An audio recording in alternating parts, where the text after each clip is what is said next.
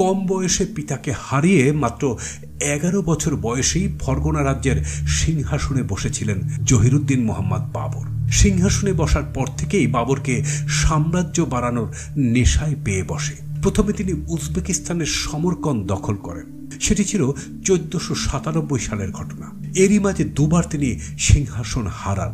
এরপর তিনি নিজ দেশ ছেড়ে আফগানিস্তানের দিকে নজর দেন। কালক্রমে তিনি আফগান সিংহাসনও দখল করে নেন। 1525 সালের নভেম্বরের শেষের দিকের ঘটনা। কাবুল অধিপতি বাবর পঞ্চমবারের মতো হিন্দুস্তান বিজয়ের উদ্দেশ্যে কাবুল ত্যাগ করলেন। কাবুল ত্যাগের সময় হয়তো তিনি নিজেও জানতেন না হিন্দুস্তান বিজয়ের জন্য এটাই হবে তার শেষ অভিযান। এই সময় বাবরের সাথে ছিল আফগান, বাদাখশান, তাজিক সহ বিভিন্ন পাহাড়ি উপজাতির দুর্ধর্ষ যোদ্ধাদের সমন্বয়ে গঠিত একটি বহুজাতিক সেনাবাহিনী। যুদ্ধক্ষেত্রে যাদের দক্ষতা ছিল অতুলনীয়। এদিকে পিতার হিন্দুস্তান যাত্রার কথা শুনে বাবরের সাথে অভিযানে অংশ নিতে পুত্র হুমায়ুন বাদাখশান প্রদেশ থেকে ছুটে আসেন।